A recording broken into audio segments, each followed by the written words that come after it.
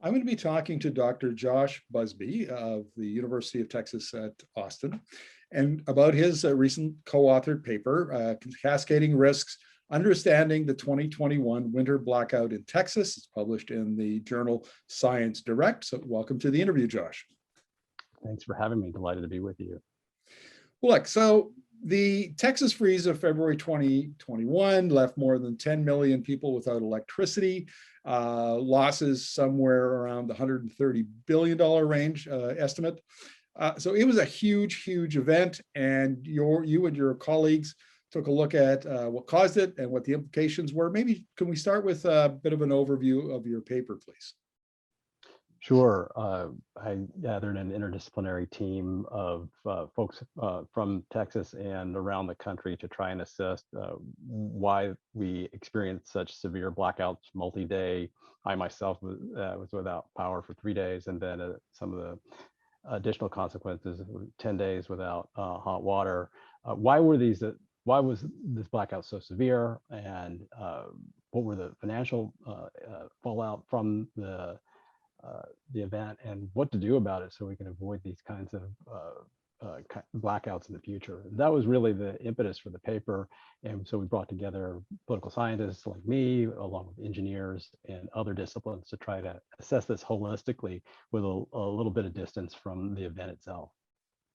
So let's talk about what caused the blackouts. Now, my understanding was, because at the beginning, the blame was placed on wind turbines, and that turned out not to be mostly the case. It was frozen natural gas wells and infrastructure, from what I understand.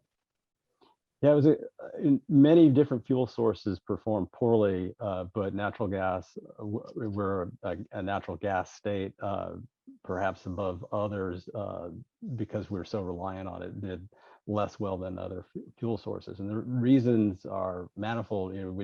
We don't have freezes like this all that often, though we've had a few in our past. And natural gas producers don't winterize all their equipment. And you also had similar problems at electricity generators, who also don't winterize their equipment. And these two are related, since natural gas producers often depend on electricity to get gas to electricity generators. And so you ended up with a combination of problems where gas producers couldn't produce gas to then run the electricity generating plants. And then in turn, there wasn't enough electricity for the gas producers to send more gas to the electricity generators. So we were in a kind of negative cycle. And you also had some of the other fuel sources like coal and one nuclear plant, and a little bit less wind than we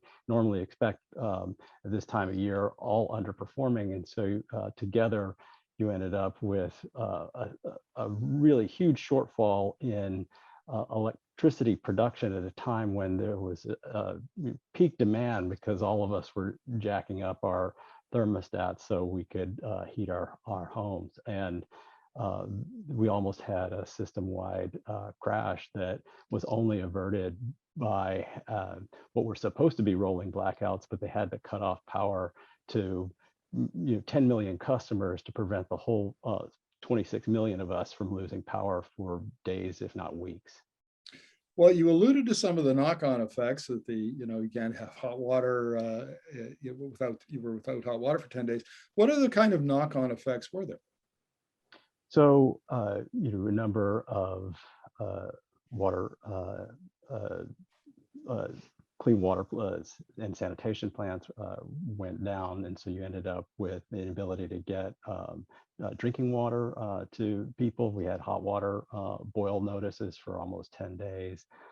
They tried to protect critical infrastructure like hospitals, but you had people trying to take matters into their own hands by heating their homes by burning furniture, or leaving their ovens on. So you had probably on the order of 700 people die during this period, and that may be that may not capture the full totality of impacts.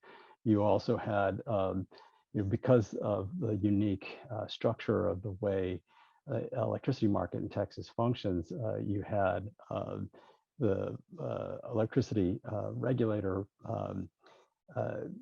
increase prices on an emergency basis to try to induce more supply. As a consequence of that, a number of companies,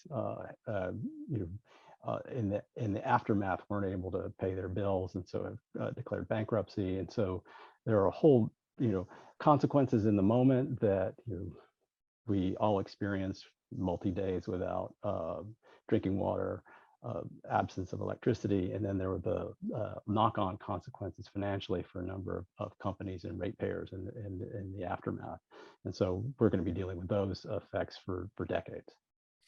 Well, let's talk about effects, and we'll start with financial, I guess. And I understand that there were, people were getting huge bills, like $10,000–$15,000 for a month, and couldn't pay their bills. So I would imagine that there's, and you say some companies went bankrupt. What other kind of financial effects were there?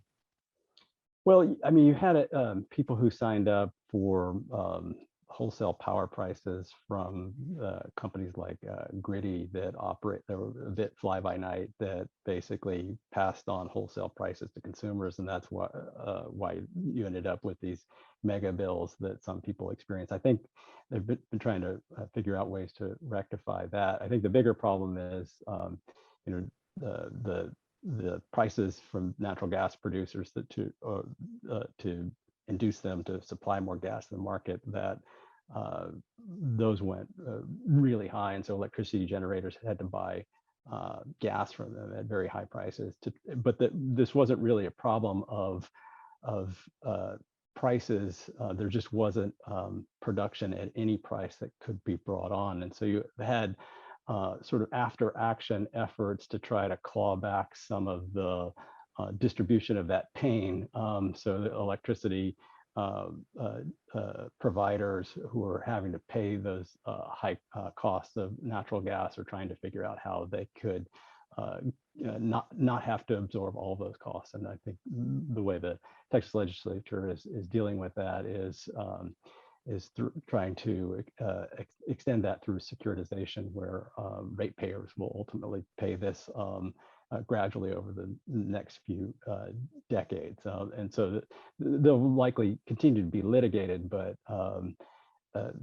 these are some of the ways in which they've financially tried to make some of the impacts less severe, so that companies are able to, and utilities are able to continue to operate, because we need them to. But the effects on consumers themselves and the impacts that people experience at the individual level haven't really, the damage that people experience in their houses, like the plumbing, which I didn't mention earlier, that my own water heater, for example, exploded in the aftermath. Those kinds of costs and impacts haven't really been dealt with, although some people did apply to FEMA for emergency relief.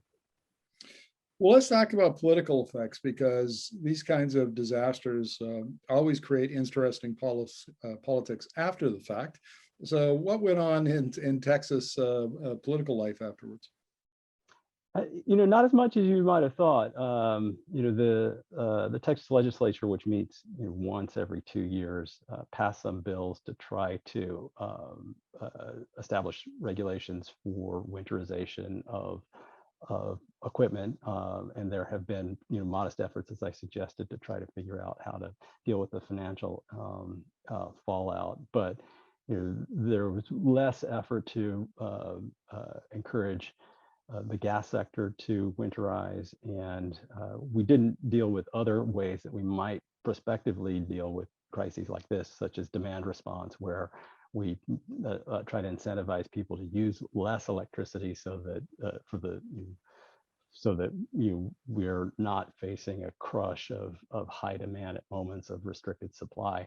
Those kinds of things weren't dealt with, and so we've kind of scratched the surface of the ways in which we want to try to avoid future freeze incidents like this, but we probably didn't do everything we needed to do to protect us in the state of Texas from future freezes. And there are a whole host of other like climate-related emergencies. That we almost had blackouts last week because of high summer temperatures, which is what we usually prepare for. And so on some level, we're underprepared in the state of Texas, and this is probably true writ large, for the kinds of extreme weather events that we're going to be seeing in the future that will test our grid down the road. Well, and let's finish up with the what are the implications for the rest of the country, and are there any lessons that you can draw for other states? Well, the demand response is something that I think that the whole country ought to have more policies enacted to facilitate incentivization of customers, so that when you have incredible stress on grids, that there are ways in which people are encouraged to turn their thermostats down, and that's a part of the solution, not the whole solution, but that could have helped us, because what was promised at the beginning of this period, there was a bit of information about we were going to be facing these blackouts, and there certainly wasn't enough communication. That's something that the rest of the country can also learn from. But the other issue is giving consumers that information to turn their thermostats down. We were promised that it was going to be done on a rotating basis, and if enough of us had turned their thermostats down, maybe some of us wouldn't have been faced with 3 days without electricity. So I think that's one lesson.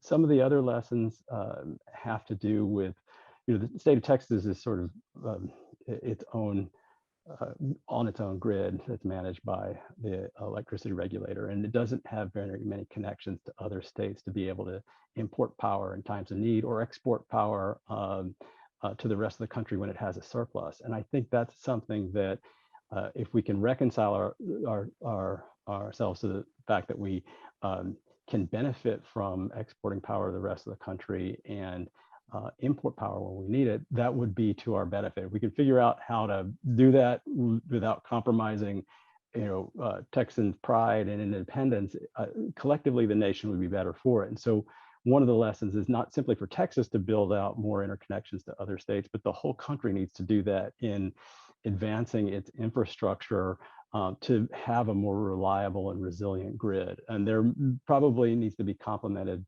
at the local level with more mini grids and ways in which people could have, like the new F-150 Ford truck that's electricity, runs on electricity, that it could power people's houses like a home generator. We need to have more options like that, and it's really critical that the entire country begins to grapple with these problems, because Texas is not unique. There may be power outages this week that are severe and multi-day on the West Coast because of really high heat. And I think the Texas experience is a harbinger of the kinds of challenges that the whole country is going to be facing down the road unless we collectively get our act together.